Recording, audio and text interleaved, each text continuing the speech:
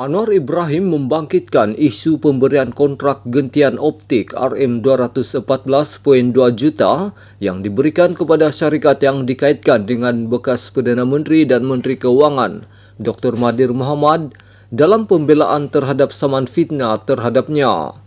Dalam pernyataan pembelaan yang difailkan di Mahkamah Tinggi Shah Alam melalui e-filing malam tadi, pengerusi PH itu bergantung kepada pembelaan justifikasi sedia untuk membuktikan dakwaan di mahkamah dengan menyebut antara lain pemberian kontrak kepada Opkom Cables Sdn Bhd.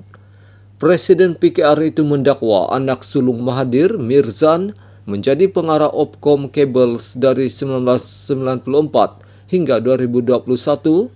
Anak kedua, Mokhzani, menjadi pengarah dari 2009 hingga 2019. Anak ketiganya, Mukris, menjadi pengarah dari 1994 hingga 2019 dan istri Mukris iaitu Norzeta Zakaria menjadi pengarah dari 1995 hingga 2021.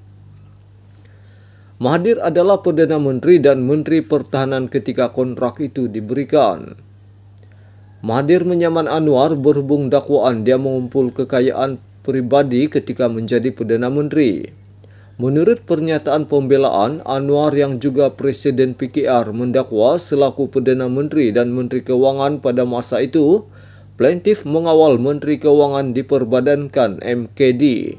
MKD katanya memegang satu saham khas Golden Share yang memboleh kerajaan membuat keputusan penting dalam telekom yang menjalankan rundingan terus dengan Opkom untuk bekalan gentian optik berkenaan. Pada tempoh material tersebut, Opkom Cables dikawal oleh dan atau dimiliki oleh ahli-ahli keluarga plaintiff seperti yang dijelaskan dalam perenggan 61 di atas. Dalam kata lain, ahli-ahli keluarga plaintiff mempunyai kepentingan yang besar dalam Opkom Cables. Kencana Petroleum adalah dan atau untuk semua maksud dan tujuan sebuah syarikat yang dimiliki oleh dan atau dikawal oleh Mokhzani. Walaupun hanya ditubuhkan pada tahun 2001 dan tiada seberang rekod prestasi yang diketahui, Kencana Petroleum telah diberikan lesen fabrikasi utama oleh Petronas. Lesen fabrikasi tersebut telah diberikan kepada Kencana Petroleum semasa plaintiff adalah Perdana Menteri, kata Anwar yang juga ahli Parlimen Tambun. Dakwaan selamatkan syarikat anak. Bagi menyokong pembelaan justifikasinya, defendant berhujah bahawa semasa krisis kewangan pada tahun 1997, plaintiff sebagai Perdana Menteri dan Menteri Keuangan ketika itu berusaha menyelamatkan beberapa syarikat termasuk KPB yang kini dikenali sebagai Pos Logistik Berhad. Menurutnya, Mirzan ketika itu adalah pemegang saham majoriti dan pengarah KPB. Anwar mendakwa selepas Julai 1997, dia telah menolak permintaan daripada Mahathir yang juga Menteri Keuangan ketika itu untuk menyelamatkan KPB yang mempunyai liability bersih RM423.94 juta bagi tahun keuangan berakhir 31 Disember tahun yang sama.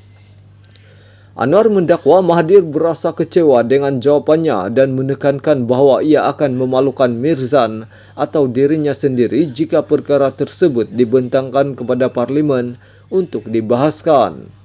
Walaupun defendant enggan melayan permintaan KPB untuk bantuan kewangan dan beliau juga telah menjawab plaintiff seperti yang dinyatakan di atas, defendant telah dimaklumkan kemudian oleh Tan Sri Muhammad Hassan Marichan yang merupakan Presiden dan Ketua Pegawai Eksekutif Petroleum Nasional Berhad Petronas terdahulu bahawa plaintiff telah mengarahkan Petronas untuk menyelamatkan bailout KPB, jelasnya. Menurut Anwar, dia telah berjumpa dengan Mahathir untuk menyuarakan bantahan.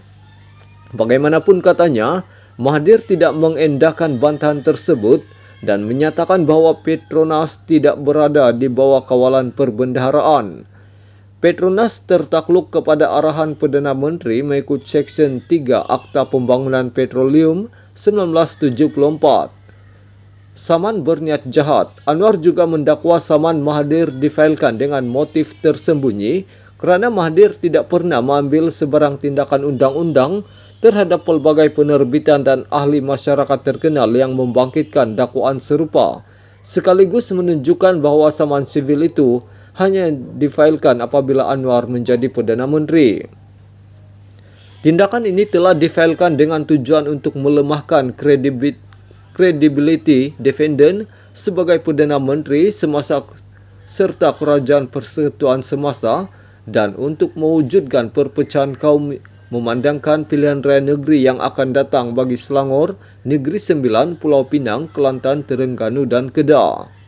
Plaintiff telah baru-baru ini membuat banyak serangan umum yang tidak berasas terhadap kerajaan persekutuan semasa yang dipimpin oleh defendant semata-mata untuk melemahkan, menjejaskan kredibiliti mereka memandangkan pilihan raya negeri yang akan datang bagi Selangor, Negeri Sembilan, Pulau Pinang, Kelantan, Terengganu dan Kedah.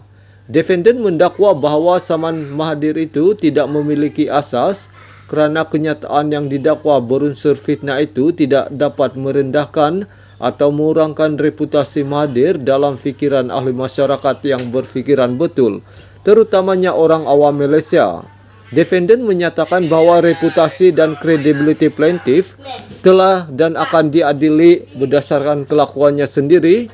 Serangannya yang berniat jahat dan tidak berasas terhadap kerajaan semasa yang dipimpin oleh defendant dalam usaha untuk menebus dirinya secara politik dengan apa-apa kos, termasuk tetapi tidak terhad kepada menghasut gelora perkauman, racial turbulence dan menjejaskan kestabilan politik, ekonomi dan sosial, telah menyebabkan beliau tidak lagi dianggap sebagai orang yang boleh dipercayai, kata Anwar. Mahathir diwakili Peguam Muhammad Rafiq Rashid Ali, manakala Anwar diwakili Peguam Alif Benjamin Suhaimi.